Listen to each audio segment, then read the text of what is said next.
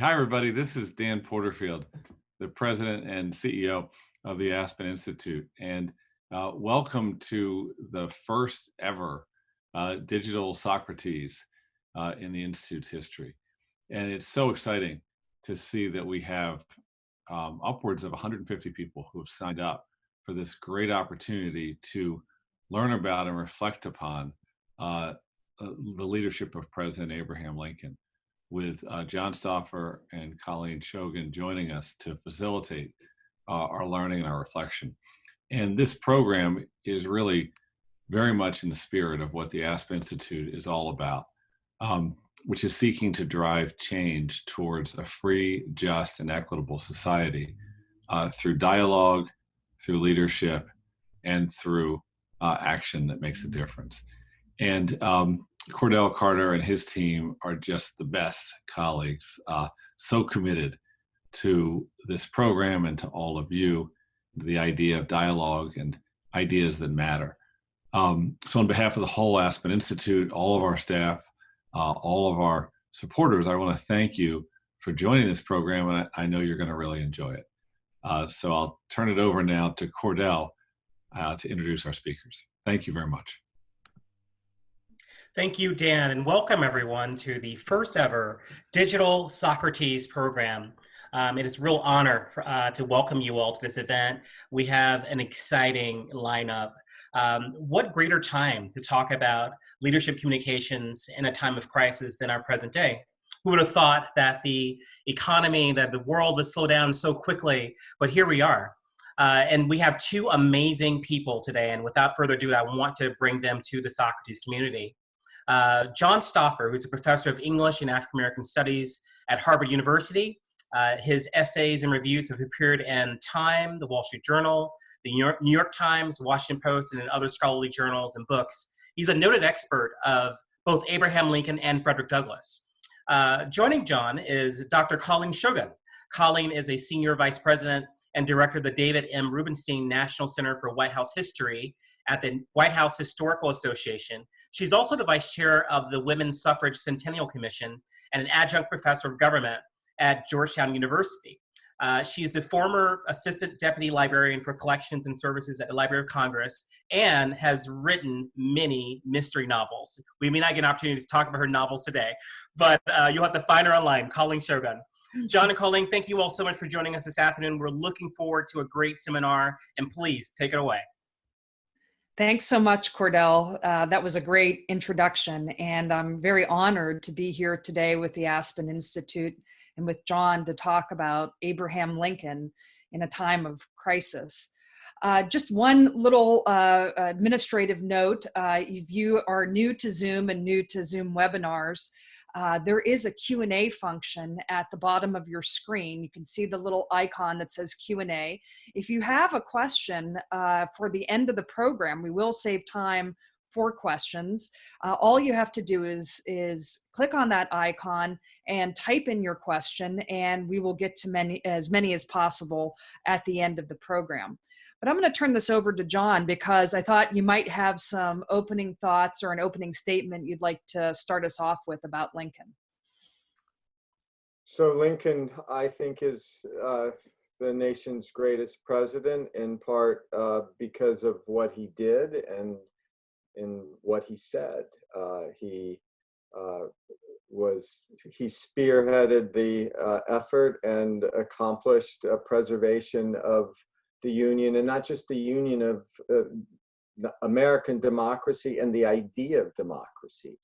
At the time, democracy was seen as a very fragile form of government. Most European nations thought that a benevolent monarchy was the most effective form of government. And Lincoln and many others recognized the fragility of democracy. It requires a sense of humility among the constituents, among the electorate, because it's very easy in a democracy not to want to accept the will of the majority. Democracy is about the will of the majority. And if one repudiates that and decides to walk out, it's the end of all democracy. And so his he recognized the profound crisis in disunion, not just in terms of slavery, but in the very idea of democracy. And as he quoted from the Gettysburg Address, the idea that all people are created equal. So, John, when Lincoln began his presidency, he really got no time before crisis confronted him. I mean, he didn't have 1 year, he didn't have 1 month, he didn't even have 1 day before Correct. Fort Sumter, the decision about Sumter was upon him. So can you talk a little bit about how Lincoln approached this crisis in leadership before he even had a chance to get used to the fact that he was president of the United States? That's right. He had to really make one of the most crucial decisions he ever made as president.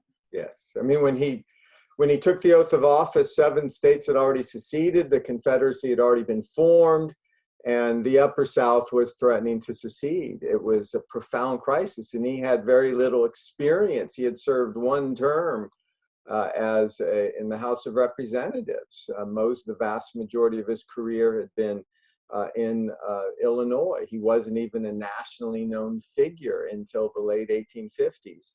And after delivering his inaugural address, he goes to the White House, and one of the many pieces of papers that are on his desk is a crisis at Fort Sumner, because Robert Anderson, the commander of Fort Sumner, sent him a message saying in a week or 2, we're going to be out of supplies. We need help. And so Lincoln has a profound dilemma on his hands. What should he do? On the one hand, he could send in arms as well as food and supplies, and if he does, then he will be charged with starting a war. And on the other hand, he could give up Fort Sumner. It's a federal fort in a state that has seceded.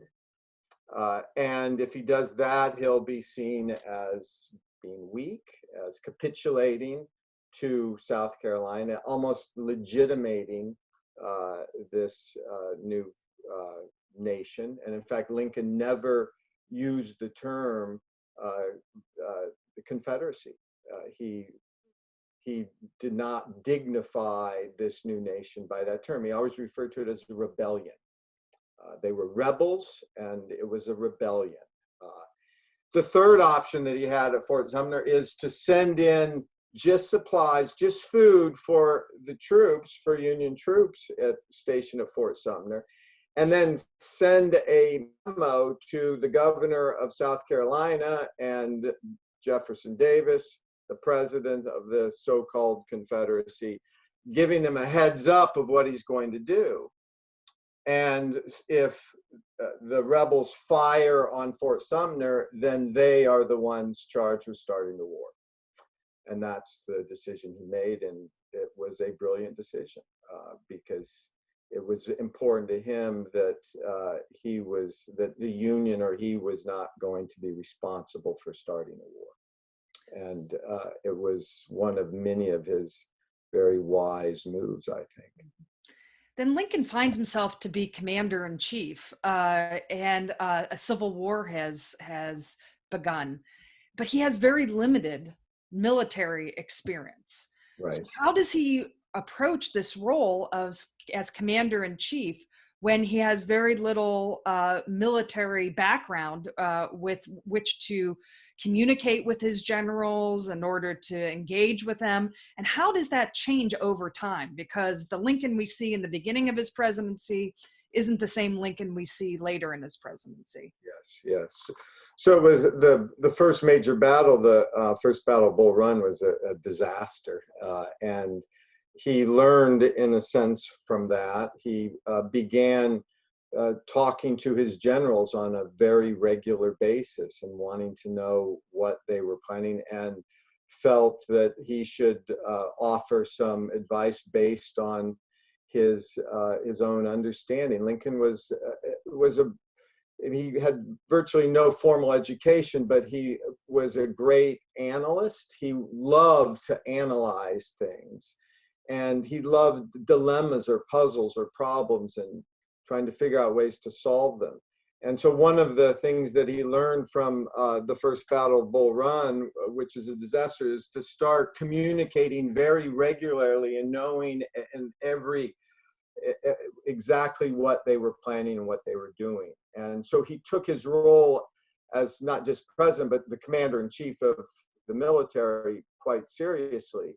And he ended up forging a very close relationship with Grant, for example, to a secondary degree with Sherman. George McClellan had a bad relationship with, in part because McClellan did not want to communicate with Lincoln. McClellan also was very hesitant about fighting. He ended up becoming a Copperhead Democrat, which was essentially an enemy of the North, sympathetic to the rebels. In fact, Copperheads received funding from rebels. McClellan ended up running against Lincoln in 1864 and probably would have won the 1864 election had Sherman not taken Atlanta. One of the other key components is the element of trust. Yes. Lincoln comes to trust the members, particularly of his cabinet, particularly that inner cabinet, the four men that surrounded him. Yes. Why is trust so important, and why is it so important in his leadership and his decisions? Because it showed, well, for a number of reasons. One, in trusting his cabinet or in trusting other politicians, and it shows a degree of respect for them in that you trust them and that you will listen to them. Lincoln was a great listener. And he listened to everyone. He listened to his secretaries. He listened to his generals. He listened to his cabinet. That doesn't mean he agreed with everything they said or did everything they wanted him to do, but he showed this profound, you're right, this sense of trust, which showed a degree of respect. He ended up making his own decisions. He had enough faith in his own analytical capacities that he ultimately made his own decisions. So a number of cabinet members turned out to be not very effective. The Secretary of War was essentially charged with corruption and left after roughly a year. Simon Cameron, he left after years. Salmon Chase, Secretary of the Treasury, I mean, Chase runs against him in '64 when everyone thinks he's going to lose. Edward Bates complained about Lincoln's incompetence handling the cabinet. The so-called incompetence was Lincoln listening to everyone, but making his own decisions rather than simply blindly heeding the advice of cabinet members. And so he used, I think, the cabinet wisely, but recognized that ultimately, as the president, as commander-in-chief, the cabinet were advisors. It didn't mean that he needed to heed what they did. And showing them trust also reflected that even though I might disagree with you and I might not heed your advice, it doesn't mean that I don't respect you. It doesn't mean that I don't think you're a worthy politician, that you're not deserving of this position. And so he had, especially over the course of the war, gained greater and greater respect from not just cabinet members, from people who differed from him in many ways, because he showed the respect, and at times he heeded their advice, at other times he didn't. So the converse of this is something that some historians have criticized Lincoln for. Some have said that Lincoln was loyal to a fault, particularly not so much with the cabinet members, but with his early generals, some of his early military leaders, that he kind of hung on a little bit long. He tolerated them for too long before he eventually settles on Grant. Yeah. So can you talk about that? Is the converse of trust, a tendency towards loyalty, sometimes when it even damaged his decisions? Yeah, it's a great question. And there's no great answer. I mean, McClellan, he a lot of scholars say he let McClellan remain as general far longer than he should have.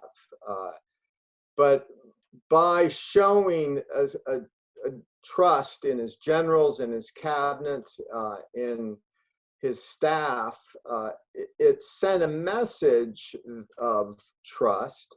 And the counter example would be, had he started firing generals very quickly, then the military would suddenly become suspicious and would lose faith in him.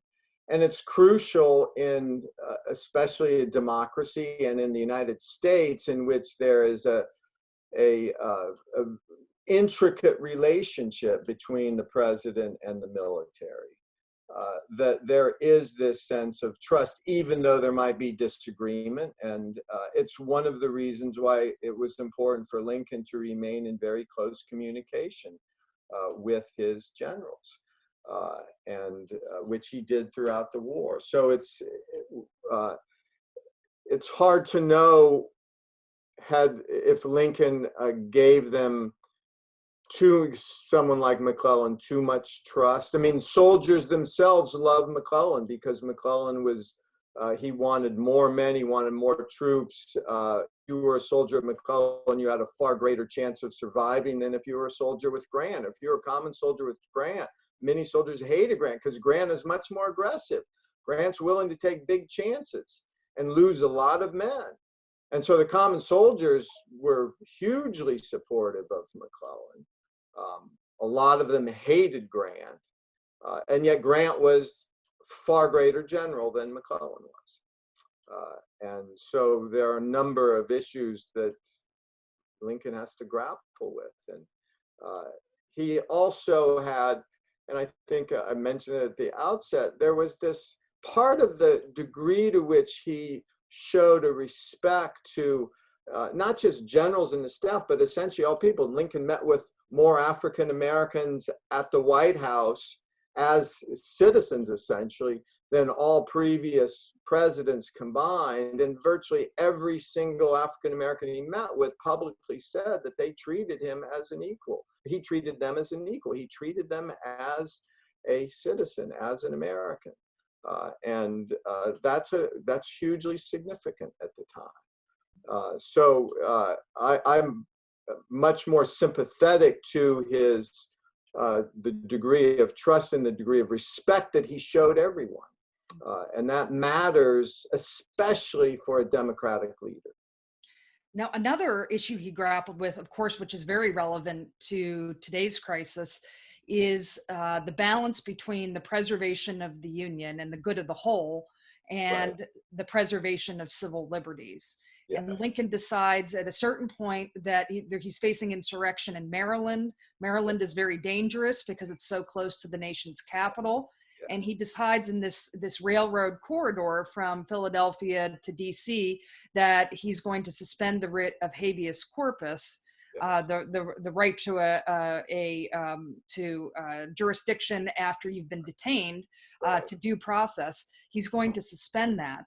And this becomes one of the most controversial decisions, certainly, of his presidency. So how does he think about this balance between, we know his ultimate end goal is preservation of the Union. He makes that clear. Right. But he also realizes he cannot eradicate civil liberties because it's the type of union that's worth preserving ultimately in the end. Right. So he does so. He suspends habeas corpus essentially because he recognizes Marylanders who want to secede or are trying to secede. And if Maryland, first of all, if Maryland secedes, it's essentially a rebel victory. Washington, D.C. and the White House is surrounded. Later in the war, Indiana tries to secede, and he does the same thing. In virtually every case where he suspends habeas corpus, it's because of Northerners or people in the Union who are sympathetic to the rebellion.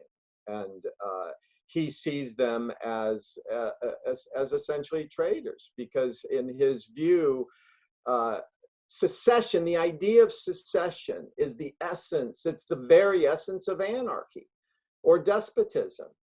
because it reflects the refusal to accept a majority rule. I mean, a day after Lincoln is elected, South Carolina announces its secession convention. So the southern states, many of the southern states had made it very clear, even when the Republican Party was founded, that if a Republican is elected president, we're leaving. Southerners had threatened to leave in 1850. They had a secession convention in 1850 and nothing happened. And Lincoln continually emphasized, if we allow secession, not just American democracy, but all democracies are dead in the water. And so it also reflects this arrogance among people who say, well, the majority is wrong, I'm right, and so I'm going to leave. And so his suspension of habeas corpus was in order to protect the Union, and he felt these people are traitors, they're rebels.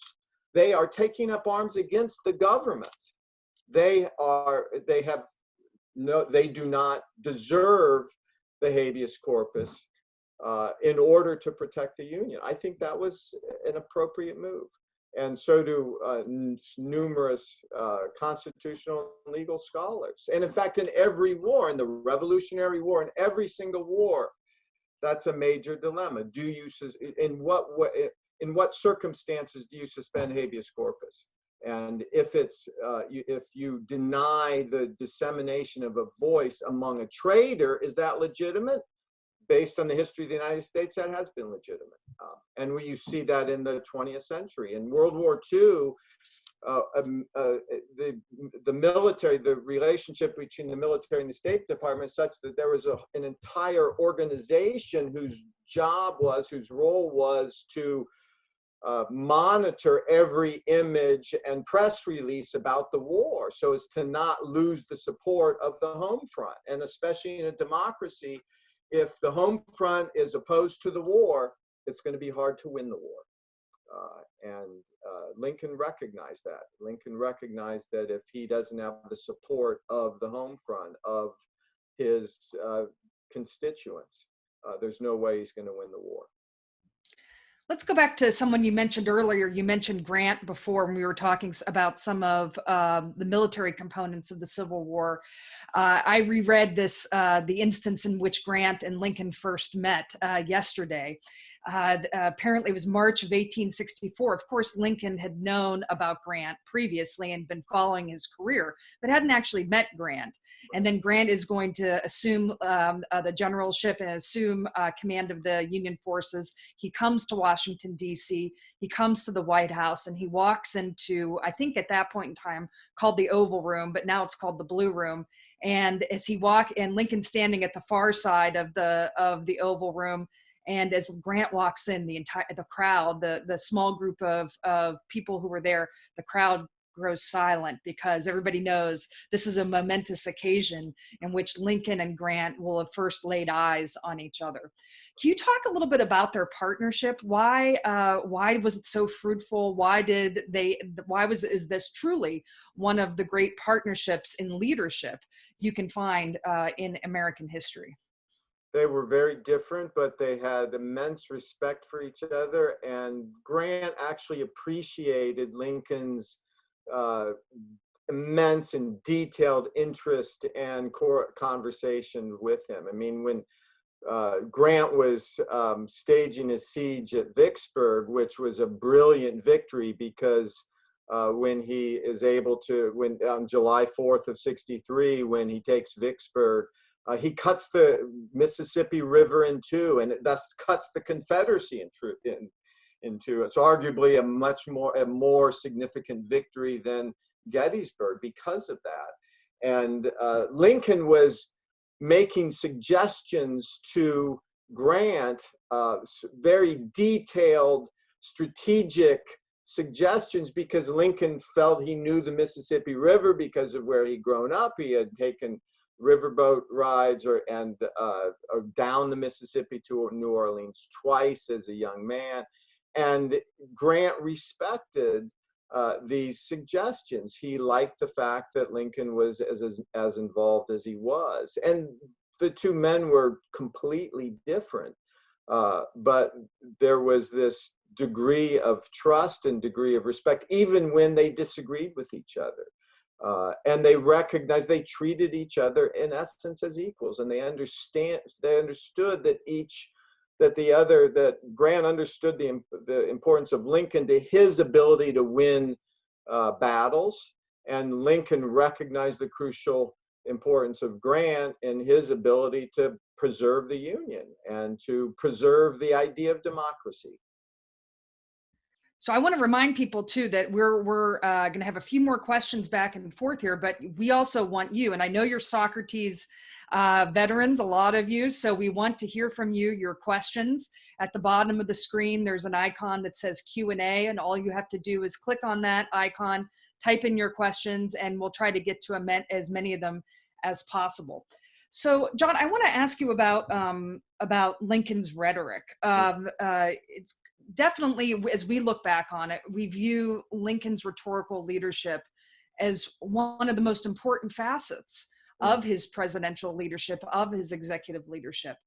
Why were his words so important? And can you give us some examples of Lincoln's words that really, when you read them today, for the current crisis that we're in right now in the United States and in the world, they still have relevance?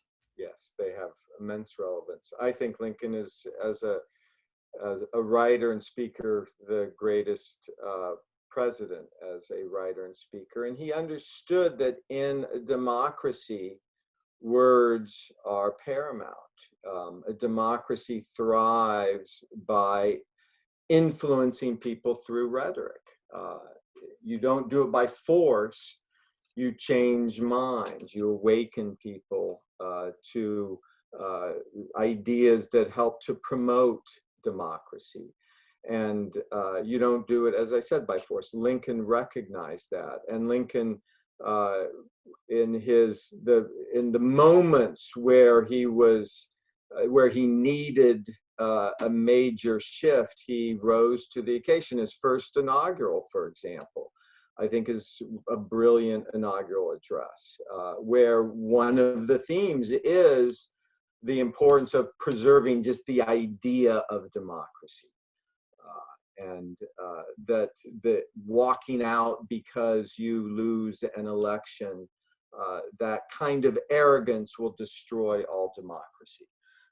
And he also, a lot of scholars, and I completely agree, have pointed out Lincoln had a great sense of public opinion. He was, as a politician in Illinois, he was, and to say he was an avid reader of newspapers and of the press is an understatement. He read all the press. He had a brilliant pulse on public opinion, and a great sense of public opinion, and an understanding of what he needed to do to kind of shift public opinion to a direction that his constituents would accept. I mean, the great example is on turning the war, which as a war to preserve the Union, which is what he took his oath of office to do, to preserve the Union, into an emancipation war. And he did so by essentially sending the message that a war to preserve the Union and a war to emancipate slaves was, they're not two distinct goals. In order to achieve one, you have to achieve the other. They are the same goal, because the 95% of African Americans were in the South. They were an enemy of the rebellion. They were the friends, they were allies of the Union. Use them and we can win the war. And he said that outright in late 63 and in 64, that after he started arming blacks, and after 180,000 were armed, he said, with them we can win, without them we will lose. And so a war to preserving the Union meant emancipating and arming, and at that time, arming blacks symbolized citizenship. It was before the 14th Amendment. One of a virtually unquestioned understanding of whether or not you were a citizen is if you served in the United States military. Another example, which is the two pieces of Lincoln that I have available for people, are the Gettysburg Address and the Second Inaugural. I think they're two of the greatest presidential works of rhetoric in American history. And the Gettysburg Address is at a time in which the death toll is extraordinary. More Americans died than, you have to go back in terms of, you have to go back to the classical antiquity in terms of proportions of people who died. It was just everyone had a family member, a close friend who was a casualty in the war.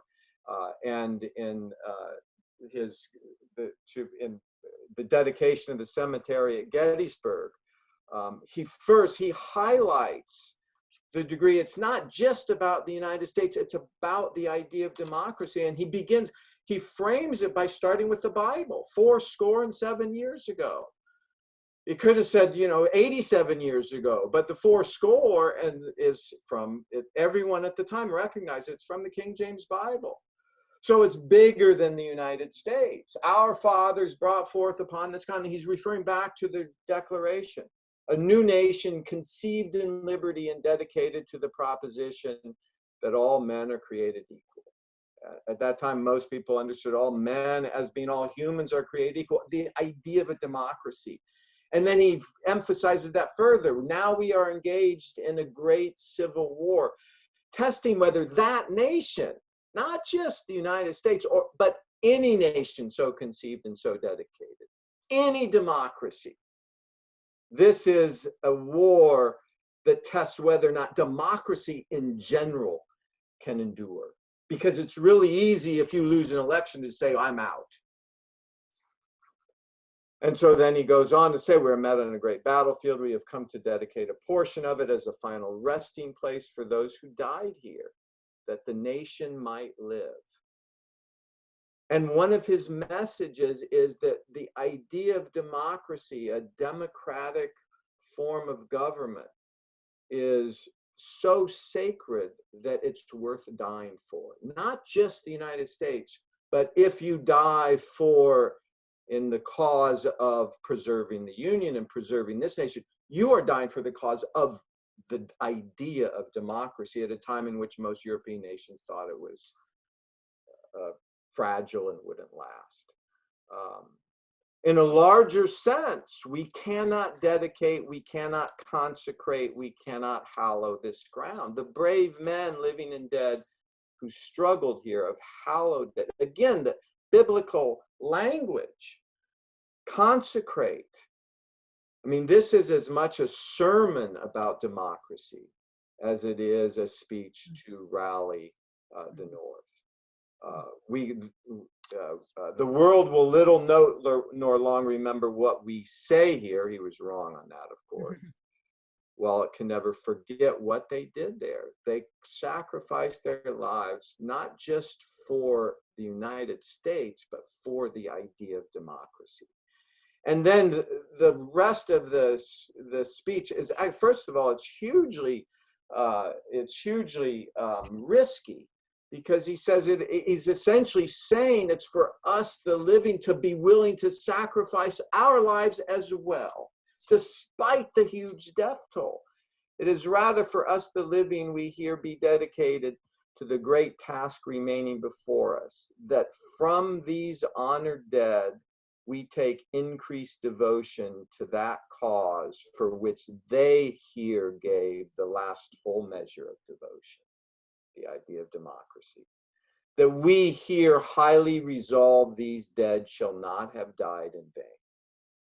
And then he summarizes by describing what is a democracy, that the nation will have a new birth of freedom, and that not just, and that this government, but that government in general, that government of the people, by the people, for the people, shall not perish from the earth. It's a sermon on the crucial importance of democracy. John, I think we have the text from the second inaugural as well. And maybe that can be my last question. Some people view this, many historians view this as Lincoln's greatest rhetorical effort. For me, I find it to be particularly moving because we see two qualities of Lincoln throughout his presidency, but they really come to the forefront in this speech. And that's his humility and also his empathy. I wondered if you could talk a little bit about that with the second inaugural, and then we'll go to some questions from our audience. Yeah, that's a great question. I go back and forth between Gettysburg and second inaugural, but certainly as an inaugural address, the second inaugural is by far, it flies above every other, and there are many other good ones. He highlights here, even more than in the Gettysburg Address, his sense of humility. One is in his humility about his relationship with God. Scholars have debated on Lincoln's religiosity, but he says early on, in the early part of the second inaugural, he said both sides believed that God was on its side. So both sides, most Americans at the time believed they knew God's will. And Lincoln is, in a sense, does not want, for Lincoln, that's hubris. To presume to know God's will is hubris. It's a kind of arrogance. In this sense, he's what a number of scholars, myself included, have referred to as a kind of Calvinist. In a Calvinist theology, God is inscrutable. It's hubris, it's presumptuous to pretend to know God's will. The closest that you can come is to look for signs of his will. And so hence he says, fondly do we hope, fervently do we pray that this mighty scourge of war may speedily pass away. Yet if God wills that it continue, I don't know whether it's continue. If God wills it continue. And again, he's subtly very clear about not demonizing the South, but acknowledging that this is a war. It was waged by rebels who wanted to perpetuate and grow slavery. If God wills that it continue until all the wealth piled by the bondman's 250 years of unrequited toil shall be sunk, and until every drop of blood drawn with a lash shall be paid by another drawn with a sword. As was said 3,000 years ago, again, referring back to Scripture, Exodus, really. So still must be said, the judgments of the Lord are true and righteous altogether. He's borrowing from Scripture. But then he pivots with malice toward none, with charity for all. And as if to prevent rebels from saying, okay, we're going to be let back into the Union and there's going to be no punishment at all, or we can continue to fight. He says, with firmness in the right as God gives us to see the right. Again, he's not certain that he knows God's will. Let us strive on to finish the work we are in, to bind up the nation's wounds, to care for him who shall have borne the battle, and for his widow and his orphan, to do all which may achieve and cherish a just and lasting peace among ourselves and with all nations. It's an extraordinary plea for ending the war, not for abandoning the ideals on which it was based. And again, it's as much of a sermon as it is a political address. Terrific. Okay, so we're going to go to one of our first questions. This one's from Haley Littleton. And she asked, this may be a little bit outside of the current discussion, but I'm seeing many pro-libertarian and anti-social distancing orders. Talking heads use many Lincoln or American history quotations like, those who give up liberty for safety deserve neither. Can you shed some light on how these constitutional issues and perhaps misinterpretations of Lincoln are shaping our current political times, and how Lincoln might respond to these calls for personal liberty over communal safety? Yeah, that's a great question. I mean, Lincoln, for many Americans, has become, in a sense, America's Christ. In fact, there's a saying for many people, what would Lincoln do? Which is, for many evangelical Christians, what would Jesus do? And Lincoln would have been horrified at that. He was a student of history as much as he was a politician. And so he would have emphasized, you have to understand me and at the time in which I lived and the dilemmas that I faced. And the world is very different today. And so to use me as a way, as a justification for what you want to accomplish, also denies the kind of analytical approach you would take to specific circumstances and specific conditions. Lincoln was the one kind of large absolute or ideal was his faith in democracy, but in terms of specific decisions he made, the context was crucial. It's why he was often seen as a kind of political flip-flopper, saying one thing at one point and then a year later saying something else, because things had changed, both as a congressman and as president. I mean, he changed dramatically. In fact, one of the aspects of his greatness is his capacity to change. And he was open about that. Yeah, I contradicted myself based on what I'm saying now and what I said last year, what I said 2 years ago. But that should be the case. Things happen, times change. What I said 2 years ago no longer applies.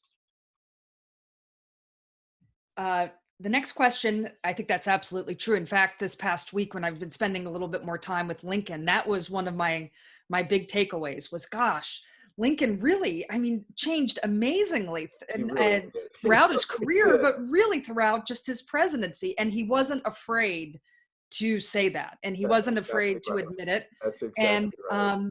Also, I think sometimes with Lincoln, it's also the ability to turn a negative somehow into a positive. Right. That's exactly. He has all these political enemies out there, right? I mean, he's no way the most prominent Republican, no way the most popular Republican, but somehow he's able to take his rivals and make them not necessarily his friends, but elicit the best qualities from them. Right. That's right. That make them useful to Lincoln, right? And to the Union cause. That's right. And it's one of the reasons why he showed this sense of respect and trust. That sent a message that it helped them rise to their best. Right. No, that's a wonderful point. Okay, so we have a question from Tamara Fadum, and she's pushing back a little bit on habeas corpus. She says, how can it ever be okay to not respect habeas corpus? Looking back, maybe it was the right decision, but it could have also been wrong, and it was a huge violation of human or individual rights. It seems a little bit like gambling to me. If the same decision were taken today, we wouldn't know how it would turn out, and playing with human or individual rights for a possible win and a so-called greater goal doesn't seem like a convincing leader to me. How did Lincoln convince others? How did he sell that decision to anyone? So virtually every instance of Lincoln suspending habeas corpus was suspending habeas corpus of either open secessionists or Copperheads. And as I said, the Copperhead Democrats received support and aid from the Confederacy. The most notable example is John Wilkes Booth. He and his conspirators received funding from the Confederacy. And initially Booth's plan was to kidnap Lincoln and use him as ransom to force the release of all Confederate prisoners of war in the hopes of revitalizing the war. And so in Indiana, in Pennsylvania, and parts there, the Copperhead threat was a severe threat, and they were open about their sympathy for the Confederacy. And in fact, there were two types of Copperheads. Copperheads who wanted the nation, wanted the war to end, and the Confederacy or the rebels to return to the Union as it was with slavery intact. The more threatening Copperheads was essentially to let the Confederate States of America remain a separate slave-owning nation, which is essentially a victory for the Confederacy. That's what they were fighting for, is to be a separate slave-owning nation. Every single Copperhead was a virulent racist. So repudiating for a large percentage of the population the very idea of democracy. And meanwhile, over the course of the war, more and more whites recognized the crucial support of African Americans in the war effort in order to preserve the Union. And Lincoln made that clear, so did Grant. So most of, especially the generals, made that clear. So to say that that it's contradictory or contradicts the idea of human rights, that all of the instances of Lincoln, virtually all of the instances of Lincoln suspending habeas corpus were among those either explicit Confederates or sympathetic to the rebellion. And the rebellion was waged as a way to preserve, and not just preserve, but to propagate and expand slavery. They were very open with that, and their understanding that whites were superior to blacks without question. And the slavery was the natural condition for African Americans. So Lincoln recognized, as well as other anti-slavery and abolitionist Northerners, that that was a fundamental contradiction of democracy. The next question is from Melissa Lee. I think it's a good one. How did Lincoln manage and accept his failures? How did this affect the way he led? That's a great question. I think he one was humble enough to recognize failure, and a lot of politicians then and now had a hard time accepting that they failed at something, and two, really learning from it, really interrogating, what could I have done differently? I recognize I made a mistake, and what could have resulted in a better outcome.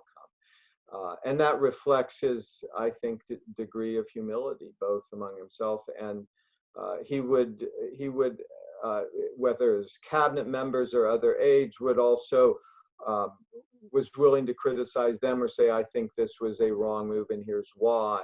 He'd often use humor. I mean, not that much, but a fair amount has been increasingly more. It's been written about Lincoln's use of humor, and part of the brilliance of his humor was to make some of his criticisms palatable or acceptable. He would disarm people with his humor, and that would allow them to engage in a frank and open and honest conversation. Another question, the repeated message here seems to be that any separatist movement in a democracy is illegitimate. Does this apply to something like Catalonia, Quebec, Scotland, where there are genuine cultural, language, or other differences today? So, no, it doesn't. That's a great question. Yeah. It doesn't apply to all democracy. I mean, for Lincoln, it applied to the United States based on the founding of the United States, and based on the nature of the Constitution and the Articles of Confederation. And Lincoln prided himself on being a lawyer and a devoted, as a lawyer, completely devoted to the rule of precedent, and relying on previous laws as a basis for creating new laws. And from the Articles of Confederation through the Constitution and through a number of court cases, that's how and why Lincoln came to make the claim that secession is the essence of anarchy. But he framed it in terms specifically in a legal and constitutional sense, in terms of the United States. The example of Scotland, especially, when Lincoln lived at that time, England was not a democracy. It was a kind of enlightened monarchy. But the form of government was fundamentally different. It still is. It's technically, many people refer to it as a democracy, but it's a very different form of government than the United States is. So Lincoln would not have applied it to every democracy on earth. He was, and at the time, it's a very good question, because at the time, the United States was the one notable democratic nation that was trying to survive. There were the revolutions of 1848, which Lincoln was very familiar with, where it's an attempt to create new democratic societies in Europe, and almost all of them failed.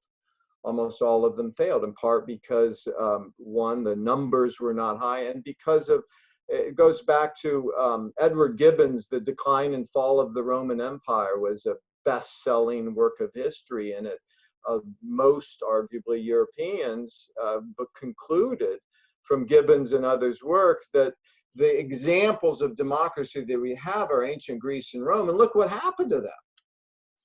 It was a mess. They didn't last. It resulted in chaos.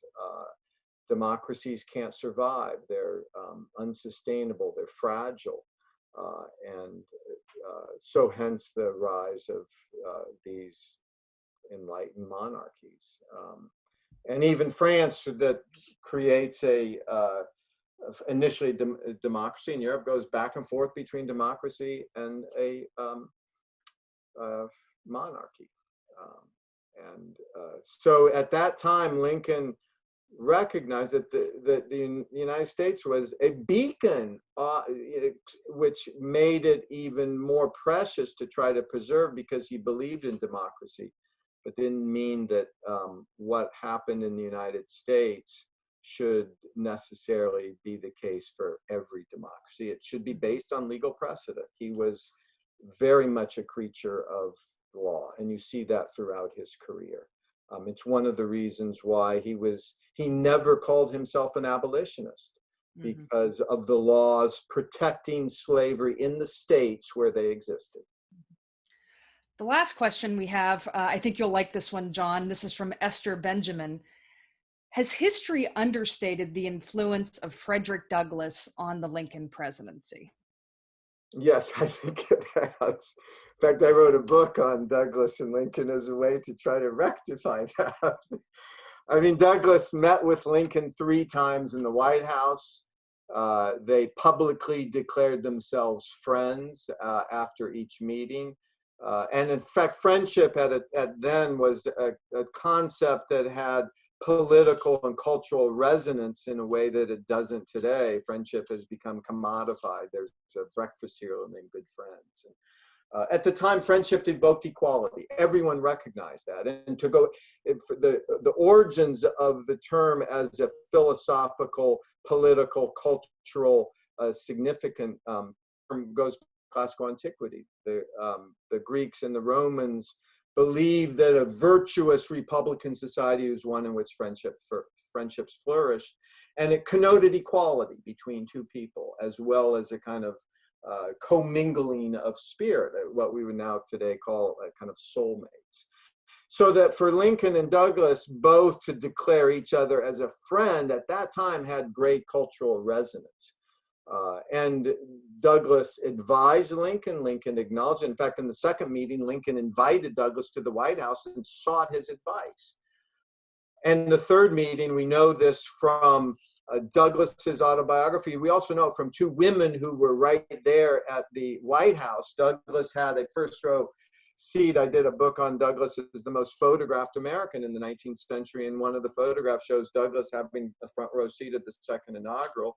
Douglass attends the reception at the White House, and when Lincoln sees him, he's surrounded by a crowd of whites. He raises his long arm and he says, loudly so that most of the people could hear, he says, "Here comes my friend, Frederick Douglass. I saw you in the crowd today. What did you think of my address?"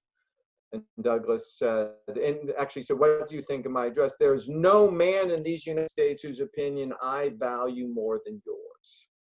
And Douglass said, "Mr. President, that was a sacred effort." And there were 2 women who stood right next to him who wrote that in their diary. So we know that it was just Douglass exaggerating.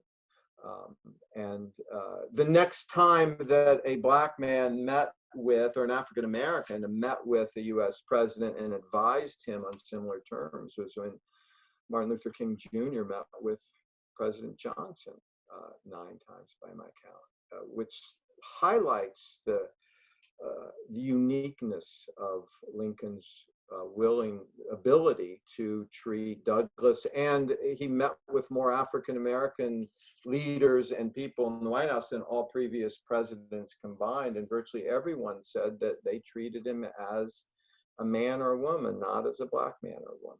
So there was this sense of humility and respect for anyone he met with that was significant. And even though he was for most of his life, as I said, he never defined himself as an abolitionist. He was a colonizationist for most of his life, politically, because he felt that abolition contradicted his understanding of the Constitution and of the legal precedent. And yet, when he interacted with African Americans, they recognized the degree that they treated him as a equal and as a human. And I think it's part of his many virtues. It's a long answer to your very. Oh, terrific. Cordell, would you like to close us out?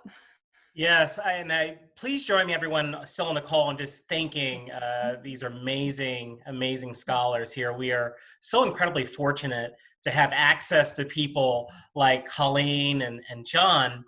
This is just a sample of what typically happens in a Socrates seminar. The only difference here is you are surrounded by 25 other people in a room in a beautiful place in the country or in the world, all engaging in conversation. Throughout this crisis, we'll do our best to replicate this amazing session today. But please join me again in thanking John and Colleen, wishing them safety and health. I wish that to everyone. And please note that we'll be back at it on April 13th, another seminar, and you'll get a note for subsequent seminars in May, June, and for however long this lasts. Thank you again. Have a wonderful weekend. Health and safety to all of your families. Goodbye. Thank you, Cordell. Thank you, Aspen. Thank you, Yeah, Cordell. thank you, Aspen.